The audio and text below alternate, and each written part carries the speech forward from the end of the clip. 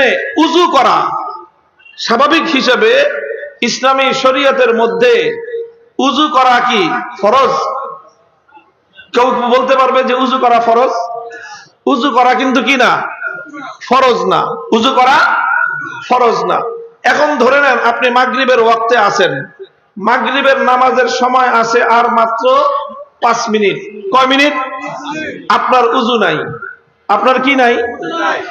এখন সময় আছে কয় মিনিট?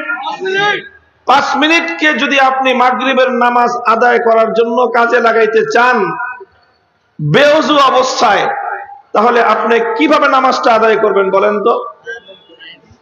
কে বলছে তাই এমন আজেরা কথা কোন? খালি পানি থাকা অবস্থায় কোনোভাবে তায়াম্মুম করা যাইতেছে?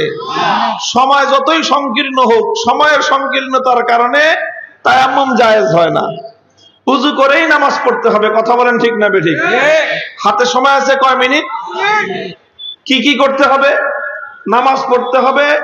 নামাজ পড়ার জন্য শর্ত হলো পবিত্রতা অর্জন করতে হবে। নামাজের জন্য শর্ত কি? পবিত্রতা অর্জন করতে হবে। উযু ছাড়া নামাজ পড়া যাবে? এখন নামাজ পড়া যেহেতু ফরজ আর উযু ছাড়া নামাজ পড়া যাবে না, এই জন্য এই মুহূর্তে উযু করাও ফরজ। যখন নামাজের এতটুকু ওয়াক্ত থাকে, যেই ওয়াক্তের মধ্যে এই মাত্র এখন উযু করে নামাজ না পড়লে নামাজ কাজা হয়ে যাওয়ার সম্ভাবনা থাকে, ওই মুহূর্তে উযু করা ফরজ হয়ে যায়।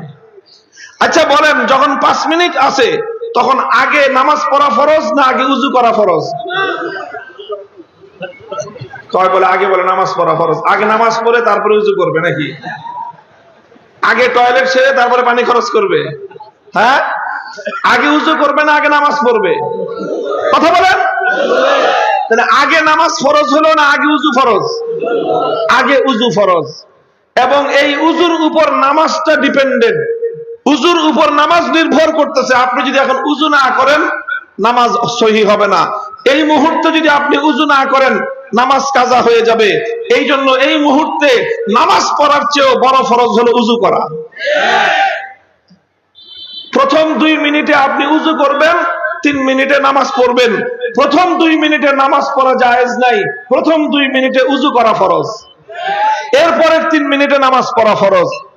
এখন কেউ যদি বলে যে যখন নামাজের সময় 5 মিনিট আছে তখন নামাজের আগে উযু করা ফরজ, নামাজের চেয়ে উযু করা বড় ফরজ, এই কথা যদি বলে ভুল হবে না।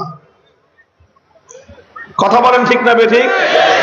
এই সময়ে সমস্ত উলামায়ে কেরামের কাছে জিজ্ঞাসা করেন, তখন নামাজ পড়া আগে ফরজ নয়, বরং নামাজের আগে উযু করা ফরজ।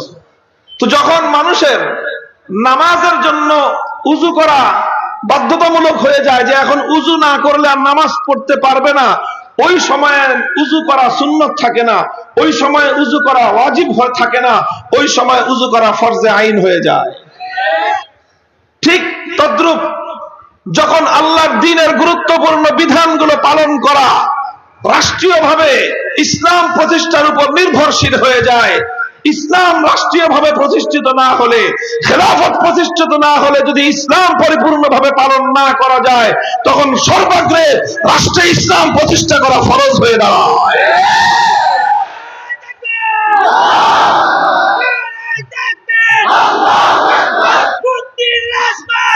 হাফিজ জি হুজুর রাহমাতুল্লাহি আলাইহি এই কথাই বলেছিলেন যে খেলাফত প্রতিষ্ঠার জন্য সংগ্রাম করা এখন আহাম্মুল ফারায়েজ। কারণ এই ফরজ আদায় না করার কারণে ঈমানের মধ্যে ত্রুটি থাকতেছে, এই ফরজ আদায় না করার কারণে নামাজের মধ্যে ত্রুটি থাকতেছে, এই ফরজ আদায় না করার কারণে যাকাতের মধ্যে ত্রুটি থাকতেছে, এই ফরজ আদায় না করার কারণে শরীয়তের অসংখ্য বিধানের মধ্যে ত্রুটি থেকে যাচ্ছে। বলবেন কেমনে ত্রুটি থেকে যাচ্ছে? কেমনে ত্রুটি থেকে যাচ্ছে? এই প্রশ্নের জবাব দেই, কেমনে ত্রুটি থাকতেছে?